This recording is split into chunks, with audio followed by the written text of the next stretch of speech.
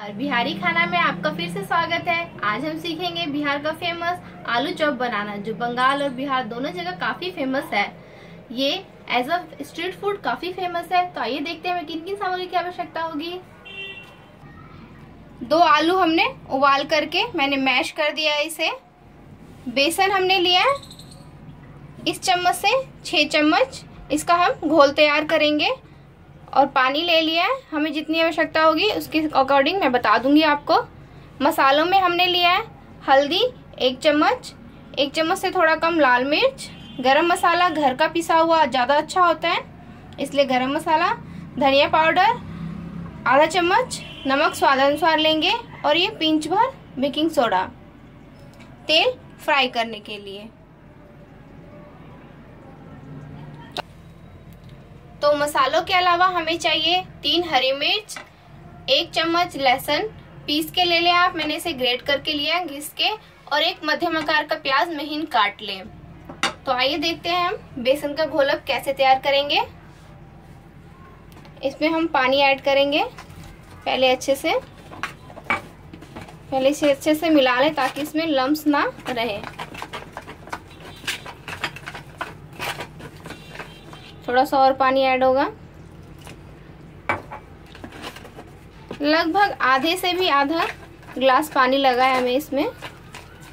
हमें ज़्यादा गाढ़ा घोल नहीं तैयार करेंगे वरना वो बहुत ज़्यादा मोटा चॉप बन के तैयार होता है और ऑयल भी ज़्यादा ऑब्जर्व करता है वो। इस तरह से अच्छे से इसे हम मिला लेंगे। अब इसमें बेकिंग सोडा आधे चम्मच से थोड़ा सा कम, हल्दी आधे चम्मच से थोड़ा सा कम, लाल मिर्च, नमक स्वाद अनुसार डालें। अब इन सबको हम अच्छे से मिला लेंगे। थोड़ा सा पानी हमें और चाहिए, ज़्यादा हम थिक बैटर नहीं तैयार करना है।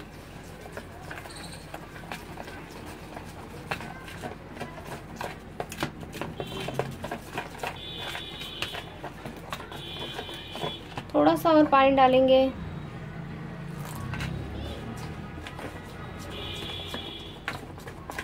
इस कंसिस्टेंसी में इस तरह का घोल तैयार करके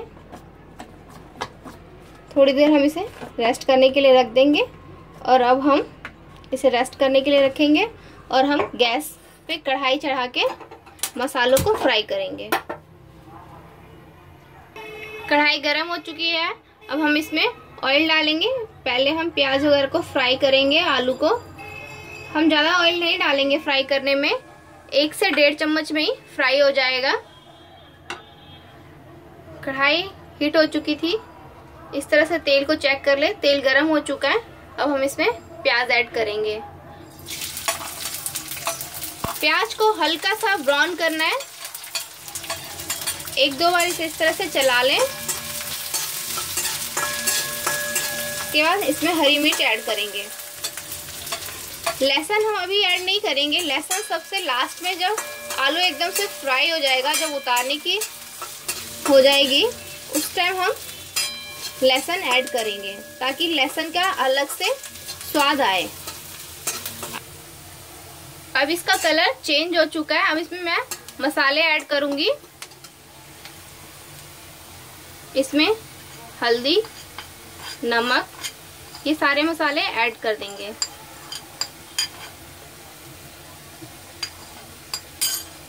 अब इसे हम हल्का सा फ्राई करते हैं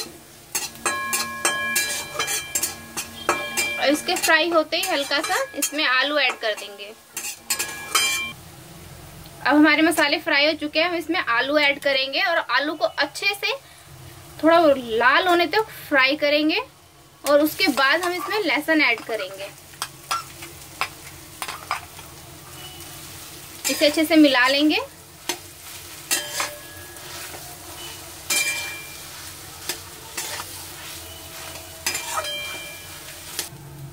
अब ये ऑलमोस्ट फ्राई हो चुका है। इस स्टेज पे हम गैस को मध्यम कर देंगे और इसमें लहसुन ऐड करूंगी और इसे अच्छे से मिला लेंगे। इसे 1 मिनट से भी कम समय लगेगा फ्राई होने में। इस तरह से कंटिन्यूअसली चलाते रहें, वरना नीचे से ये पकड़ना स्टार्ट हो जाता है। अब ये फ्राई हो चुका है, इसका कलर देखिए चेंज होने लगा है, एकदम रेडिश टाइप का होने लगा है। अब इसे मैं निकाल लूंगी और इसे 2 मिनट के लिए रेस्ट होने के लिए दूंगी और इसी कढ़ाई में तेल गरम होने के लिए डाल दूंगी। कढ़ाई में तेल गरम होने के लिए रख दिया था, अब ये भी हल्का सा ठंडा हो चुका है। अब इस तरह से हम इसकी लेके गोल टिकिया बना के इस तरह से बना लें और इसको इस पे हम डिप करके और इस तरह से कढ़ाई में डाल देंगे।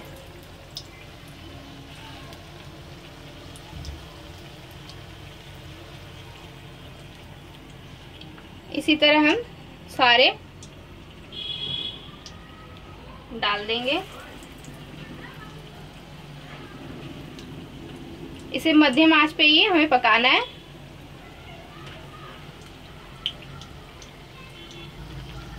ये 1 मिनट हो चुका है, अब इसे मैं पलट लूंगी।